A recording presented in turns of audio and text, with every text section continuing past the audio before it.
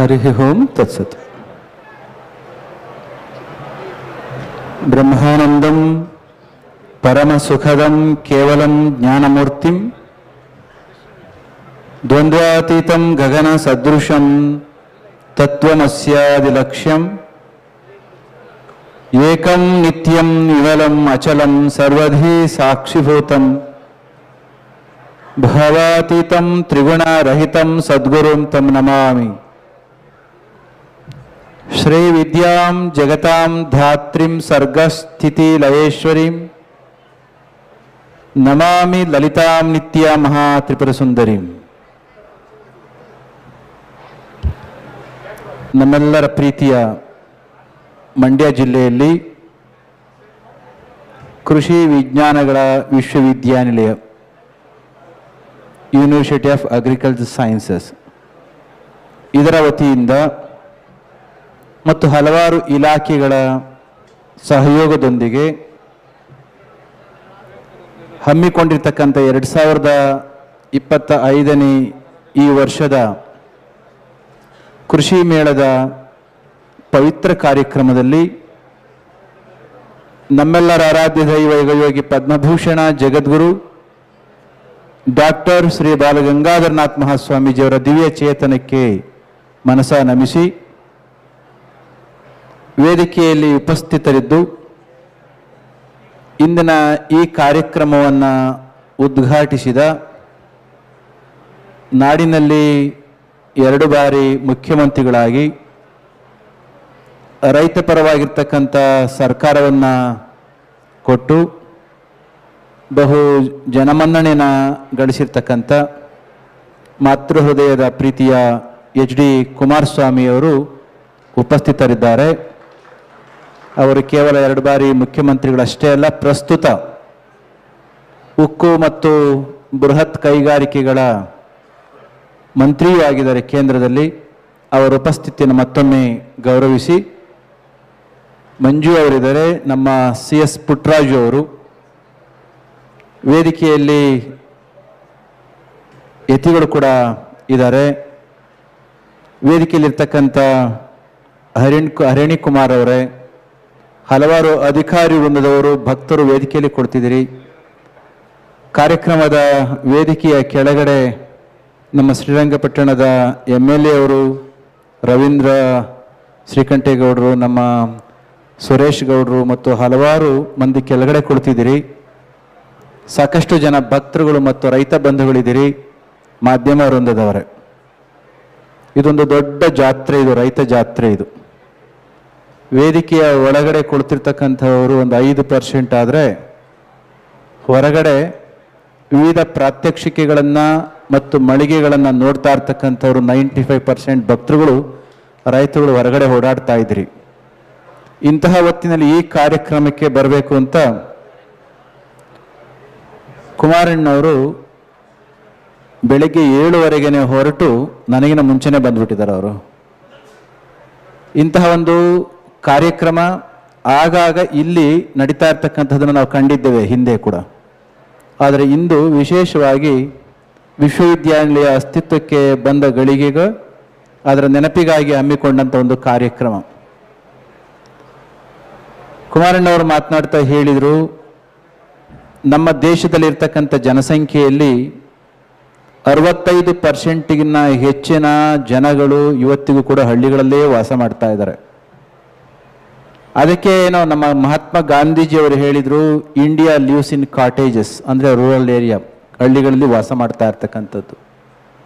ವಿವೇಕಾನಂದರು ಹೇಳಿದರು, India breathes through villages ಅಂತ. ಉಸಿರಾಡ್ತಾ ಇರ್ತಕ್ಕಂಥದ್ದೇ ಭಾರತ ಹಳ್ಳಿಗಳ ಮುಖಾಂತರ. ಈ 2 ಮಾತುಗಳು ಯಾಕಾಗಿ, ಹಳ್ಳಿಗಳು ಉಳಿದ್ರೆ ನಮ್ಮ ಭಾರತ ಉಳಿಯುತ್ತೆ. ಹಳ್ಳಿಗಳೇನಾದರೂ ಅಳಿದ್ರೆ, ಹಳ್ಳಿಗಳು ಉಳಿಯೋದು ಅಂತಂದರೆ ಹಳ್ಳಿಗಳಲ್ಲಿರ್ತಕ್ಕಂಥ ಜನಗಳ ಬದುಕು, ನಮ್ಮ ರೈತರ ಬದುಕು ತುಂಬ ಚೆನ್ನಾಗಿದ್ದದ್ದು ಆದರೆ ನಮ್ಮ ದೇಶ ನಗ್ನಗ್ತಾ ಇರ್ತದೆ. ಅದಕ್ಕೆ ಹಳ್ಳಿಯ ರೈತನ ಬದುಕು ಚೆನ್ನಾಗಿ ಇರೋ ಹಾಗೆ ನೋಡ್ಕೊಳ್ತಕ್ಕಂಥದ್ದು ನಾಡಾಳುವ ಎಲ್ಲ ಸರ್ಕಾರಗಳ, ಎಲ್ಲ ಅಧಿಕಾರಿಗಳ ಬಹು ದೊಡ್ಡ ಜವಾಬ್ದಾರಿ ಅಂತ ನಾನು ಭಾವಿಸ್ತೇನೆ. ಇವತ್ತು ಒಂದು ದೇಶದ ಹಿರಿಮೆಯನ್ನು ಅಳಿಲಿಕ್ಕೋಸ್ಕರ ಅದು ಸೈನ್ಸ್ ಇರ್ಬೋದು, ಟೆಕ್ನಾಲಜಿ ಇರ್ಬೋದು, ಬಯೋಟೆಕ್ನಾಲಜಿ ಇರ್ಬೋದು, ಬೇರೆ ಬೇರೆ ಏನೇ ಇದ್ರೂ ಕೂಡ ಈ ದೇಶದ ಆರ್ಥಿಕತೆ ಎಷ್ಟು ದೊಡ್ಡದಿದೆ ಅಂತ ನೋಡ್ತಾರೆ. ಇವತ್ತಿಗೂ ಕೂಡ ಹಳ್ಳಿಗಳಲ್ಲಿ ಇವ ಎಷ್ಟು ಶ್ರೀಮಂತ ಅಂತ ನೋಡೋ ಹಾಗೆ ಜಾಗತಿಕ ಮಟ್ಟದಲ್ಲಿ ದೇಶಗಳನ್ನು ಅಳಿಬೇಕು ಅಂತಂದರೆ ಎಲ್ಲವನ್ನು ಕೂಡ ಕೂಡಿಟ್ಟು ಕೊನೆಗೆ ಈ ದೇಶದ ಆರ್ಥಿಕ ಸೈಜ್ ಆಫ್ ಎಕಾನಮಿ ಎಷ್ಟಿದೆ, ಯಾವುದೋ ಒಂದು ಸ್ಥಾನದಲ್ಲಿದ್ದಂತಹ ನಮ್ಮ ದೇಶದ ಇಕಾನಮಿ ಈಗ 4ನೇ ಪ್ಲೇಸಿಗೆ ಬಂದಿರತಕ್ಕಂಥ ಈ ಗಳಿಗೆಯಲ್ಲಿ ಸುಮಾರು $4.25 ಟ್ರಿಲಿಯನ್ ಅಷ್ಟು ಸೈಜ್ ಆಫ್ ಎಕಾನಮಿ ಉಳ್ಳಂಥ ನಮ್ಮ ದೇಶದಲ್ಲಿ ಒಂದು 3-4 ಭಾಗಗಳನ್ನು ಮಾಡಿದರೆ to the total contribution of the economy ಒಂದು 3 ಭಾಗಗಳನ್ನ ಮಾಡ್ಕೊಳ್ಳಿ. ಒಂದು ಸರ್ವಿಸ್ ಸೆಕ್ಟರ್, ಸೇವಾ ವಲಯ. ಇನ್ನೊಂದು ಕುಮಾರಣ್ಣವರು ನಿರ್ವಹಿಸ್ತಾ ಇರ್ತಕ್ಕಂಥ ಮ್ಯಾನುಫ್ಯಾಕ್ಚರಿಂಗ್ ಸೆಕ್ಟರ್, ಬಹುದೊಡ್ಡ ವಲಯ ಅದು. ಮತ್ತು ಇನ್ನೊಂದು ಅಗ್ರಿಕಲ್ಚರ್ ವಲಯ. ಈ ಅಗ್ರಿಕಲ್ಚರ್ ಅಂದಾಗ ತೋಟಗಾರಿಕೆ ಅದು ಇದು ಎಲ್ಲವೂ ಕೂಡ ಅಲ್ಲಿಗೆ ಬಂದು ಬೀಳುತ್ತೆ. ಸುಮಾರು 65% ಜನಗಳಿರ್ತಕ್ಕಂತಹವರು ಯಾವುದರಲ್ಲಿ ಪಾಲ್ಗೊಂಡಿದ್ದಾರೆ ಅಂದರೆ ಈ 3ನೇ ಸೆಕ್ಟರ್ನಲ್ಲಿ ಅಗ್ರಿಕಲ್ಚರ್ ಸೆಕ್ಟರ್ನಲ್ಲಿ ಬರ್ತವೆ. ಯೋಚನೆ ಮಾಡಿ, 65% ಜನಗಳು ತಮ್ಮನ್ನು ತೊಡಗಿಸ್ಕೊಂಡಿರ್ತಕ್ಕಂಥ ಸೆಕ್ಟರ್ನಿಂದ ದೇಶದ ದೊಡ್ಡ ಆರ್ಥಿಕತೆಗೆ ಕಾಂಟ್ರಿಬ್ಯೂಷನ್ ಎಷ್ಟು ಅಂತಂದರೆ 16-17%.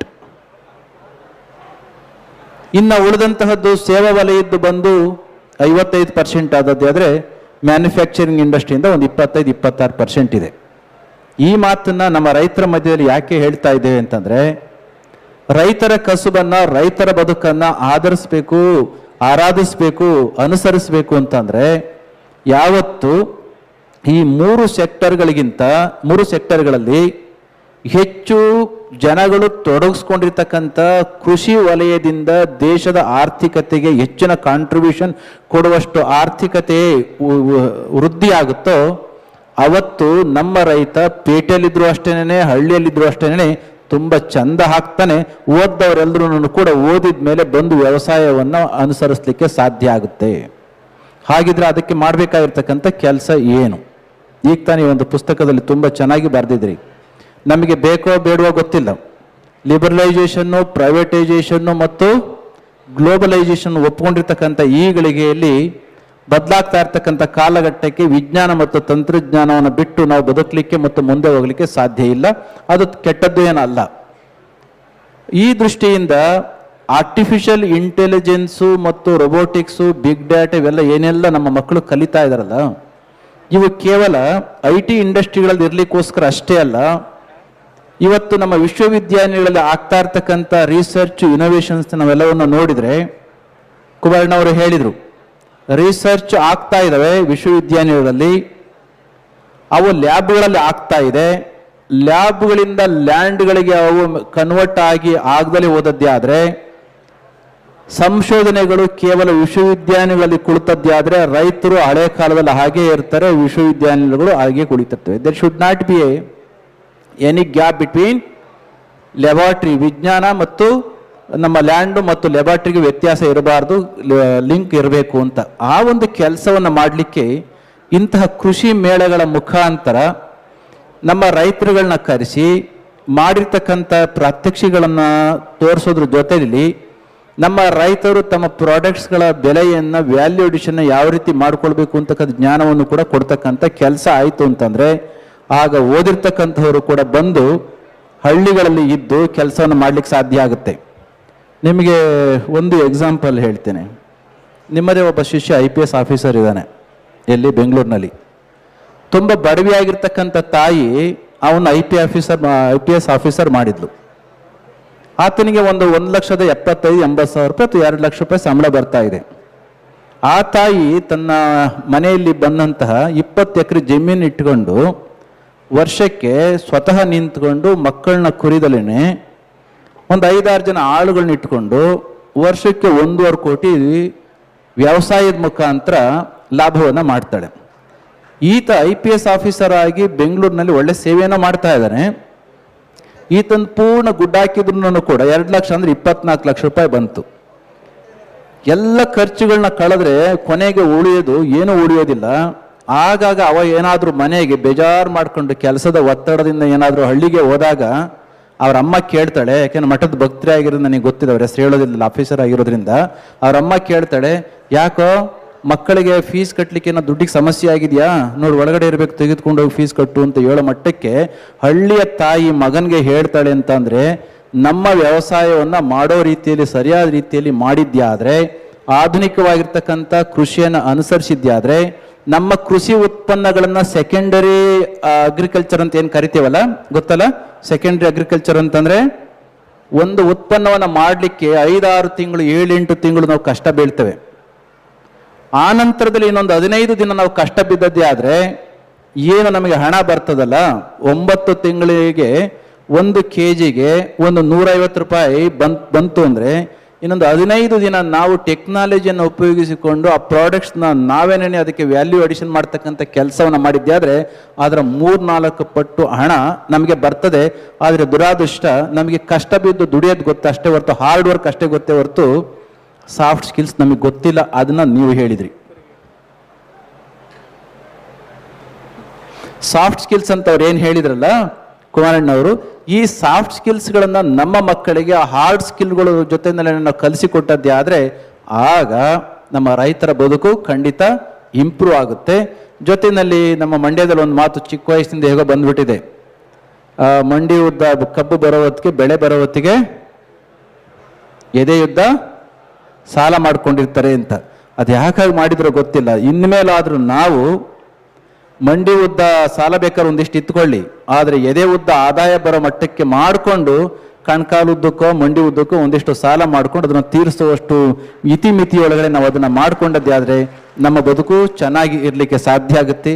ಈ ಕಾರಣಕ್ಕೆ ಇತ್ತೀಚಿನ ವರ್ಷಗಳಲ್ಲಿ, ದಶಕಗಳಲ್ಲಿ ಕೃಷಿ ವಿಶ್ವವಿದ್ಯಾನಿಲಯಗಳು ಜಾಗತಿಕ ಹಂತದ ಟೆಕ್ನಾಲಜಿಗಳನ್ನು ರೂಢಿಸಿಕೊಂಡು ನಮ್ಮ ರೈತರುಗಳನ್ನ ಕರ್ಕೊಂಡು ಬಂದು ಆ ಟೆಕ್ನಾಲಜಿಯನ್ನು ಅವರಿಗೆ ತಿಳಿಸ್ತಕ್ಕಂಥ ಕೆಲಸವನ್ನು ಮಾಡ್ತಕ್ಕಂಥದ್ದು.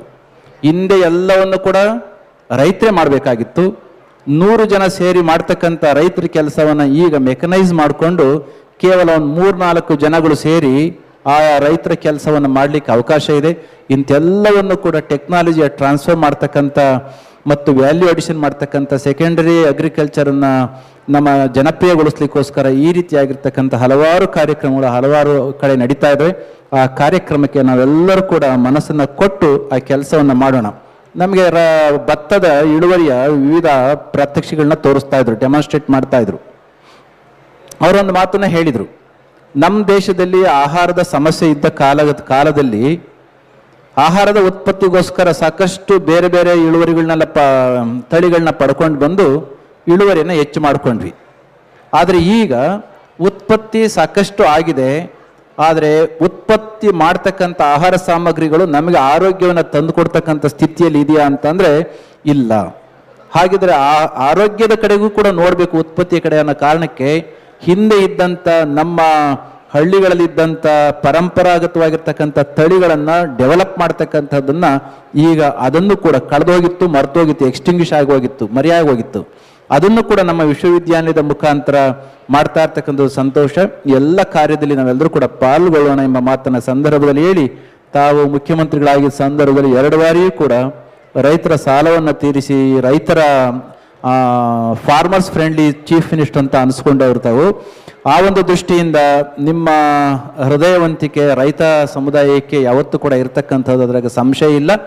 ಆ ಕಾರಣಕ್ಕೋಸ್ಕರ ನಮ್ಮ ರೈತ ಬಂಧುಗಳು ಎಂದು ಎಚ್ಚೆತ್ತುಕೊಂಡು 65% ಇರ್ತಕ್ಕಂಥ ರೈತರುಗಳು ಯಾವತ್ತು ನಾವು ನಮ್ಮ ಕೃಷಿ ವಲಯದಿಂದ ದೇಶದ ಆರ್ಥಿಕತೆಗೆ ಹೆಚ್ಚಿನ ಲಾಭವನ್ನು ತಂದುಕೊಡುವಷ್ಟು ಮಟ್ಟಕ್ಕೆ ನಾವು ಎತ್ತರಕ್ಕೆ ಹೋಗ್ತೇವೆ.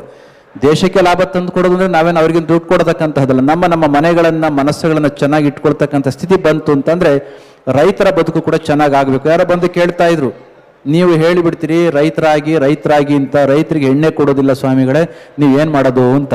ಹೌದು, ಹಾಗೆ ಆಯಿತು. ಒಮ್ಮೆ ಚುಂಚನಗಿರಿನಲ್ಲಿ ಬೆಂಗಳೂರಿನಲ್ಲಿ ಏನಾಗ್ತಿತ್ತು, ವಧುವರ ಅನ್ವೇಷಣೆ ಮಾಡ್ತಾ ಇದ್ವಿ. ಅಲ್ಲಿ ಒಂದು 300 ಜನ ಗಂಡು ಮಕ್ಕಳು ಬಂದರೆ ಒಂದು 200 ಜನ ಹೆಣ್ಮಕ್ಳು ಬರ್ತಿದ್ರು, ಹೇಗೋ ಬ್ಯಾಲೆನ್ಸ್ ಆಗ್ತಾ ಇತ್ತು. ಚುಂಚನಗಿರಿಲಿ ದೊಡ್ಡದಾಗಿ ಮಾಡೋಣ ಅಂತ ಹೋಗಿ ಅದು 1-2 ವರ್ಷಗಳ ಹಿಂದೆ ಒಂದು ದೊಡ್ಡ ಇಶ್ಯೂ ಆಯಿತು. ಕಾರಣ, ಬಂದಂಥ ಹುಡುಗರು 10,000 ಜನ ಬಂದಂಥ ಹುಡುಗರು ಅಪೇಕ್ಷಿತರಾಗಿ ಬಂದವರು 10,000 ಜನ, ಹೆಣ್ಮಕ್ಳೇನು ಕಡಿಮೆ ಬಂದಿರಲಿಲ್ಲ, ಅವರು ಒಂದು 250-300 ಜನ ಬಂದಿದ್ರು. ಆದರೆ ಈ 10,000 ಜನಗಳನ್ನ ನೋಡ್ಬಿಟ್ಟು ಅವ್ರು ಕಾಣೆ ಆಗ್ಬಿಟ್ಟು ಎಲ್ಲ ಹೊರಟೋಗ್ಬಿಟ್ರು. ಈ ದೃಷ್ಟಿಯಿಂದ ಏನೊಂದು ಭಾವನೆ ಇದೆಯಲ್ಲ, ವ್ಯವಸಾಯವನ್ನು ನಂಬಿಕೊಂಡಂತಹವರಿಗೆ ಹೆಣ್ಣುಗಳನ್ನು ಕೊಡಬಾರ್ದು ಅಂತಕ್ಕಂಥ ಒಂದು ಭಾವನೆ ಇದೆಯಲ್ಲ, ಅದು 1-2 ವರ್ಷ 3 ವರ್ಷ ಇರಬಹುದು. ಬರ್ತಾ ಇರ್ತಕ್ಕಂಥ ಆಧುನಿಕವಾಗಿರ್ತಕ್ಕಂಥ ತಂತ್ರಜ್ಞಾನವನ್ನು ಉಪಯೋಗಿಸಿಕೊಂಡು ನೀವು ಕೂಡ ಚೆನ್ನಾಗಿ ಸಾಫ್ಟ್ ಸ್ಕಿಲ್ಸ್ನ ಬಳಸ್ಕೊಂಡು ರೈತರಾದದ್ದೇ ಆದರೆ ಆಗ ನೋಡಿ, ಬೆಂಗಳೂರಿನಂಥ ನಗರದಲ್ಲಿ ಕಾರ್ಬನ್ ಡೈಆಕ್ಸೈಡ್ ಕುಡ್ಕೊಂಡು ಶ್ವಾಸಕೋಶವನ್ನು ಹಾಳು ಮಾಡ್ಕೊಳ್ಳೋದಕ್ಕಿಂತ ಹಳ್ಳಿಗಳಲ್ಲಿ ಇದ್ದುಕೊಂಡು ಬದುಕನ್ನು ಚೆನ್ನಾಗಿ ಕಟ್ಟಿಕೊಳ್ಳತಕ್ಕಂಥವರ ಸಂಖ್ಯೆ, ವಿದ್ಯಾವಂತರ ಸಂಖ್ಯೆ ಜಾಸ್ತಿ ಆಗುತ್ತೆ. ಅದು ಆಗಬೇಕು ಅಂದರೆ ವಿಶ್ವವಿದ್ಯಾನಿಲಯಗಳು ಈ ತೆರನಾಗಿರ್ತಕ್ಕಂಥ ಕಾರ್ಯಕ್ರಮಗಳನ್ನು ಮಾಡಿ ನಮ್ಮ ರೈತರನ್ನು ಕೂಡ ಸಾಫ್ಟ್ವೇರ್ ಇಂಡಸ್ಟ್ರಿಯ ವ್ಯಕ್ತಿಗಳ ರೀತಿಯಲ್ಲಿ ಹೊಲಗಳಲ್ಲಿ ಇದ್ದು ಕೈಯಲ್ಲಿ ಕಾಲಲ್ಲಿ ಮಣ್ಣನ್ನು ಮಾಡಿಕೊಂಡು ಕೂಡ ಬದುಕನ್ನು ಚೆನ್ನಾಗಿರುವ ರೀತಿಯಲ್ಲಿ ಬದುಕನ್ನು ಕಟ್ಟಿಕೊಟ್ಟದ್ದೇ ಆದರೆ ಆಗ ಈ ಅಸಮಾನತೆ ಮತ್ತು ಕೆಲವು ವೈರುಧ್ಯಗಳು ಕಡಿಮೆ ಆಗ್ತವೆ ಅಥವಾ ಮರೆಯಾಗ್ತವೆ ಎಂಬ ಮಾತನ್ನ ಈ ಸಂದರ್ಭದಲ್ಲಿ ಹೇಳ್ತಾ ಇವತ್ತು ಈ ಕಾರ್ಯಕ್ರಮಕ್ಕೆ ಬಂದದಕ್ಕೆ ತುಂಬ ಸಂತೋಷ ಆಗಿದೆ. ಕುಮಾರಣ್ಣವರು ದೆಹಲಿಯಿಂದ ಇದೇ ಕಾರ್ಯಕ್ರಮಕ್ಕೆ ಬರಲೇಬೇಕು ಅಂತ ಹೇಳಿ ಕಾರ್ಯಕ್ರಮಕ್ಕೆ ಬಂದು ನಿಮ್ಮೆಲ್ಲರನ್ನು ಕೂಡ ಉದ್ದೇಶಿಸಿ ತುಂಬ ಚೆನ್ನಾಗಿ ಮಾತನಾಡಿದರೆ, ಸದಾ ರೈತರ ಪರವಾಗಿ ಮಿಡಿತಕ್ಕಂಥ ಹೃದಯ ಅದು. ಹಲವಾರು ವಿಚಾರಗಳನ್ನು ಇಲ್ಲಿ ಅವರು ಪ್ರಸ್ತಾಪ ಮಾಡಿದರೆ ಆ ವಿಚಾರಗಳನ್ನು ತಾವೆಲ್ಲರೂ ಕೂಡ ಮನನ ಮಾಡ್ತಾ ಕಾಲಭೈರವೇಶ್ವರ ಸ್ವಾಮಿಯ ಕೃಪೆಗೆ ಪೂರ್ಣ ಕೃಪೆಗೆ ಪಾತ್ರ ಆಗಬೇಕು ಅಂತ ಕೇಳ್ಕೊಳ್ತಾ ನಾನು ಮಾತು ಮುಗಿಸ್ತೇನೆ. ಜೈ ಶ್ರೀ ಗುರುದೇವ್.